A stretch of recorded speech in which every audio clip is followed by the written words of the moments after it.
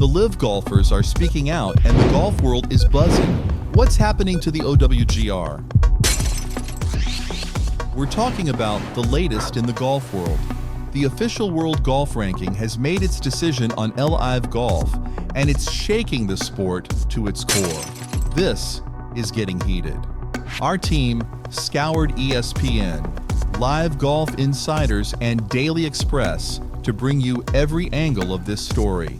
And trust me, you'll want to stick around until the end because we're revealing how this decision could completely change the future of professional golf and why LIV might already have a bold plan to fight back. Let's first rewind to where everything started, the OWGR's decision. So here's the official verdict. The OWGR has rejected LIV Golf's application for ranking points. Why? The OWGR board argues that LIV's 48-man, no-cut, 54-hole format doesn't align with the ranking system used by 24 other global tours. OWGR Chairman Peter Dawson clarified, "This isn't about politics. LIV players are clearly talented, but the league's format makes it impossible to rank them fairly alongside thousands of players competing worldwide." According to Peter Dawson, we need to find a way to include them, but qualification and relegation are critical. Naturally, LIV players aren't buying it. In a fiery statement, LIV Golf accused the OWGR of failing its mission to rank the world's best players.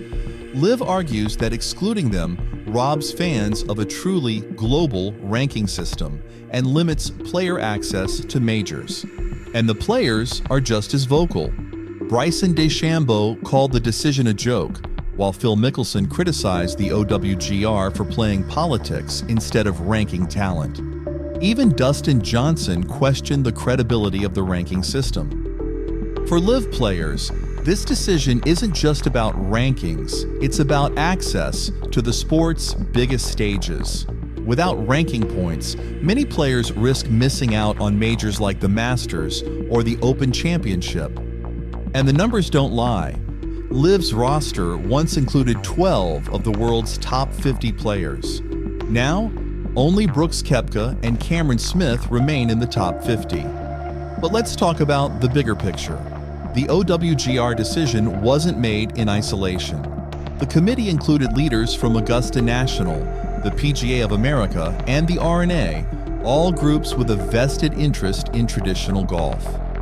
Even though PGA Tour officials recused themselves, critics argue that the system is still heavily skewed to protect the status quo. So what's LIV's next move?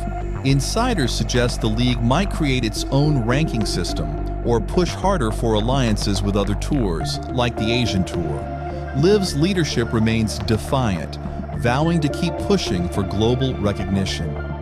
I hope LIV can find a solution. The format can be addressed with a mathematical formula, but qualification and relegation are key. The OWGR has spoken. So what exactly are LIV's biggest names saying? First up, Cameron Smith. Once ranked number 2 in the world after his iconic victory at the Open in St. Andrews, Smith has now fallen to number 15 since joining LIV Golf. And he's not happy about it. I think it is almost obsolete now. We've got guys out here playing some of the best golf in the world, and they're outside the top 100, 200 in the world. It's pretty ridiculous. Smith's frustration is crystal clear. He's not just speaking for himself, but for his fellow LIV players who feel they're being unfairly sidelined by a system they once trusted. Then there's two-time major champion Dustin Johnson, who's never been one to mince words. As LIV's inaugural individual champion, Johnson's dominance on the course hasn't translated into world ranking points, and he's calling foul. Dustin Johnson also expresses his frustrations. "I feel like you can't really use the world ranking system anymore. That's my take on it. Hard to use the world ranking system if you're excluding 48 guys that are good players. The rankings are skewed." Johnson might not need the points for himself, but he's standing up for his teammates, emphasizing the damage this does to their careers and opportunities in major tournaments. And then there's Sergio Garcia. Once world number 2, Garcia is now ranked 3 195th. But instead of frustration, the former Masters champion has a different perspective. To be totally honest, I don't think world ranking points are worth it anymore for us. Even if we got world ranking points now, it just wouldn't really help the majority of us. Garcia even revealed that staying in the top 50 in the rankings would require winning almost every LIV event, a near impossible feat. At the end of the day, the governing bodies that run the majors want to have the best players in the world, so they're going to have to figure something out. And the frustration doesn't stop there.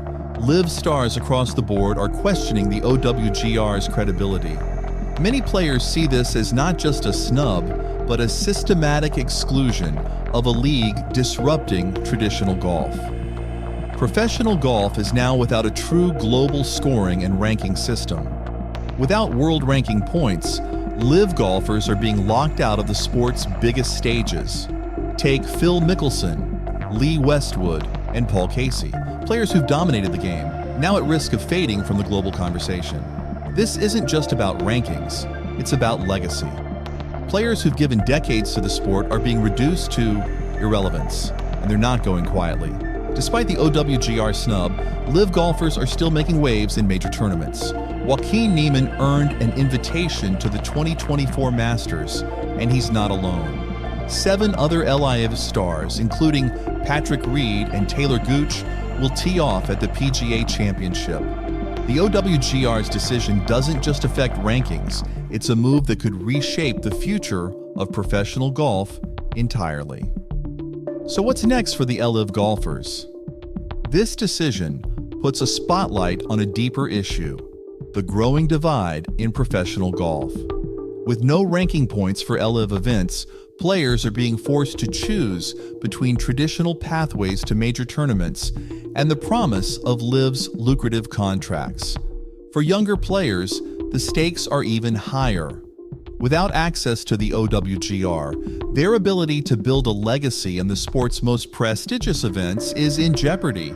But is that a gamble LIV is willing to take? LIV Golf isn't known for backing down. Insiders suggest the league could push for its own ranking system, one that's independent of the OWGR. This would ensure players are recognized for their performance in LIV tournaments and open doors to new opportunities. According to Sergio Garcia, "We were looking at it, and the current system just doesn't work for us. Other options are being talked about, and hopefully they come around soon." Could this be the start of a parallel ranking system? Imagine a world where LIV creates its own qualifying criteria for majors or even partners with international governing bodies to challenge the OWGR's monopoly.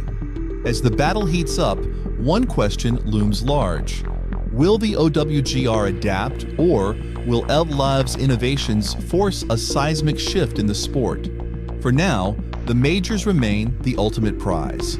With stars like Joaquin Niemann and Patrick Reed finding ways to qualify, LIV players are proving they won't go quietly into the night. This decision might have closed one door for LIV Golf, but it's also opened up endless possibilities. Whether it's through new rankings, partnerships, or expanded opportunities for players, LIV's fight isn't over. It's just getting started. As we look ahead, the future of golf hangs in the balance. Will the sport embrace change, or will tradition hold firm? One thing's for sure, this is only the beginning of a revolution in professional golf. If you're passionate about golf and want to stay updated on all the drama, rivalries, and bold moves shaping the sport, make sure to hit that subscribe button. We've got you covered with all the latest updates, player insights, and inside stories you won't want to miss.